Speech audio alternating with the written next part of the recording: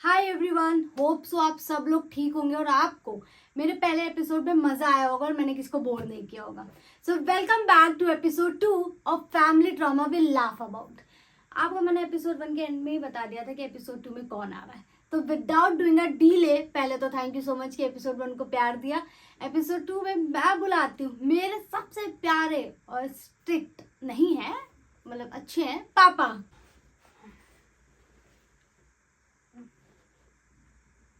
पापा ने तो काफी एकदम दिखाया अपना रोब की, समझिए पापा।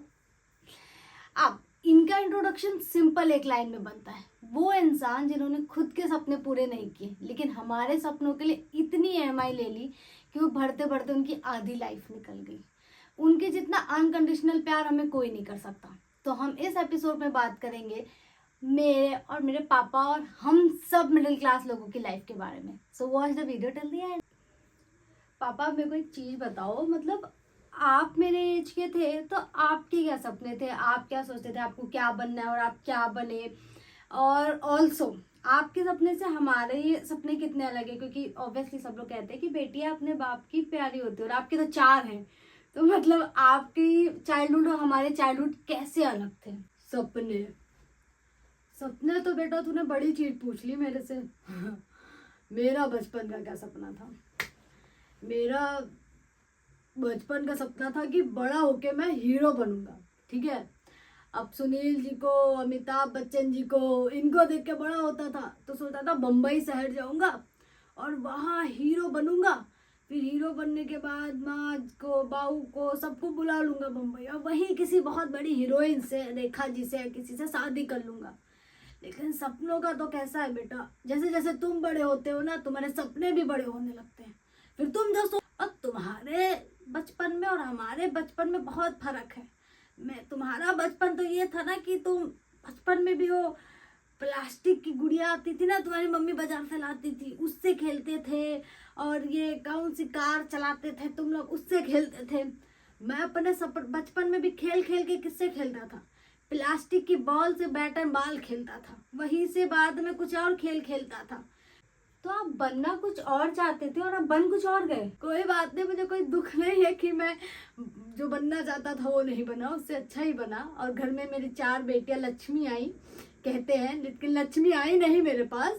मैं लक्ष्मी को के सपने पूरे करते करते खुद एक दिन कंजू वो हो गया। लेकिन ये जो क्वेश्चन पूछने वाली पापा गलत मत लेना, बट मैं आपसे ये पूछना चाहती हूँ कि जैसे जब मैं छोटी थी तो ऑब्वियसली मतलब बहुत ज़्यादा डिमांड तो नहीं करती थी यार। एक लेडी बर्ड की साइकिल तो हर कोई डिमांड करता है, ठीक है।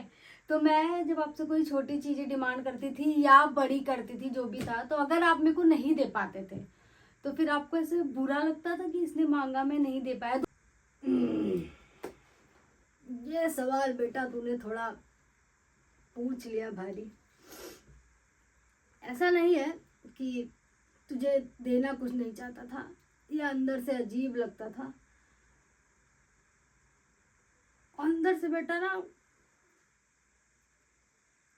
गुस्सा आता था कि मतलब मेरी बच्ची मेरे से कुछ मांग रही है और मैं उसको दे नहीं पा रहा हूँ। तो मतलब ऐसा लगता था कि यार कि क्यों नहीं दे पा रहा हूँ, इतना मेहनत कर रहा हूँ, सब कुछ कर रहा हूँ, पर मैं अपनी बच्ची को ही अगर कुछ नहीं दे पाऊँ तो क्या मतलब है। लेकिन चाहता सब कुछ था देना, पर वही है ना कि मेरे चाहने में और देने में ना मेरा जेब, मेरे पैसे ने मुझे रोक रखा था। पूरी कोशिश करता था दे सकूं और नहीं दे पाता था, तो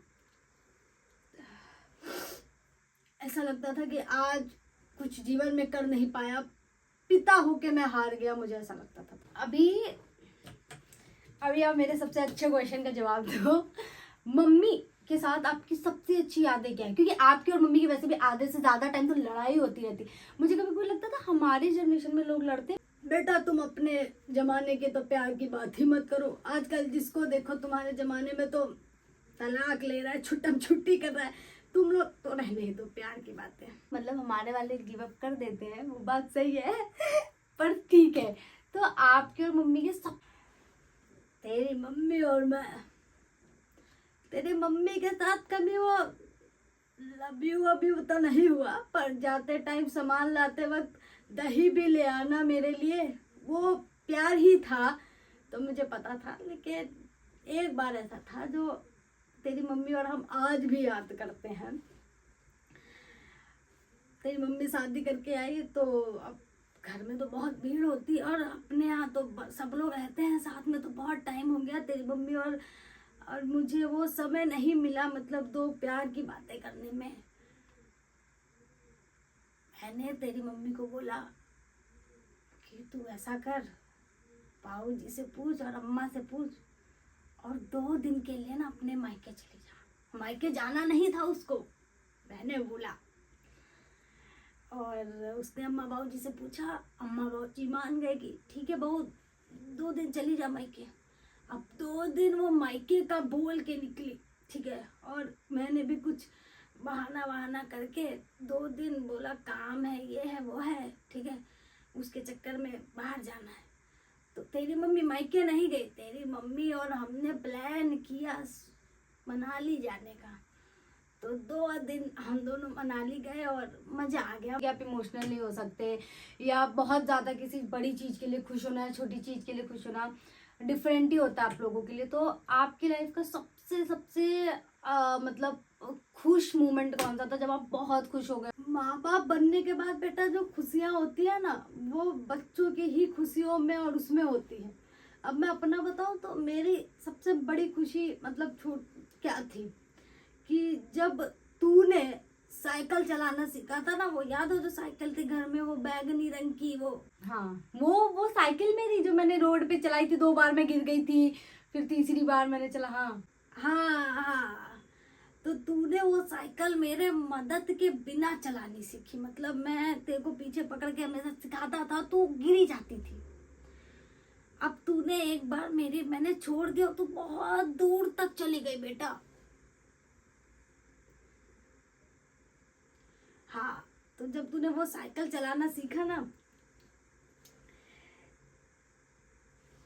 तब मैं बहुत खुश हुआ कि मेरी बेटी, मेरी बच्ची मेरे मदद के बिना कुछ कर रही है और वो आगे निकल गई। जब तू बहुत आगे तक चली गई, मुझे दिखी नहीं ना, तो मैं थोड़ा घबराया भी। फिर तू वापस आई तो मैंने सोचा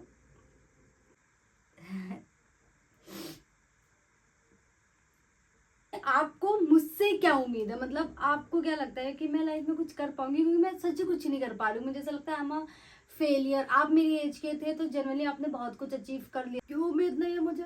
पूरी उम्मीद है मुझे मेरी बेटी से। और तुझे क्यों लगता है तू फेल हो गई?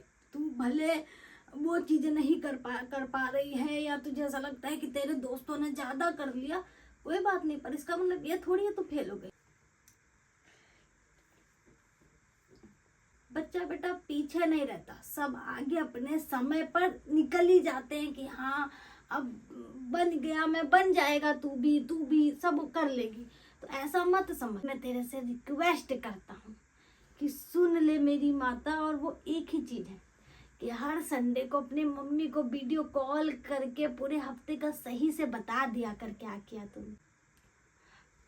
ठीक है, मम्मी को कॉल कर लिया करूंगी हर संडे, सीधा वीडियो कॉल 1 घंटे का। पॉडकास्ट के एंड में मैं सिर्फ इतना ही कहना चाहूँगी कि हमारे पापा ने हमसे कभी शिकायत नहीं की, ना वक्त की, ना थकान की, ना सपनों की। शायद इसीलिए हम कभी समझ ही नहीं पाए कि उनकी खामोशी में भी एक कहानी है जो हमें सुननी ज़रूरी। आई होप आपको इस पॉडकास्ट में बहुत मज़ा आया हो। मैंने और मेरे पापा ने वो सारी चीज़ें शेयर की हो। आपके पापा की भी कोई ना कोई ऐसी कहानी होगी जो हम सब ने नहीं सुनी होगी। तो please share this with him and also comment me the most heart touching story with your father. Stay tune for episode 3 of Family Trauma We'll Laugh About.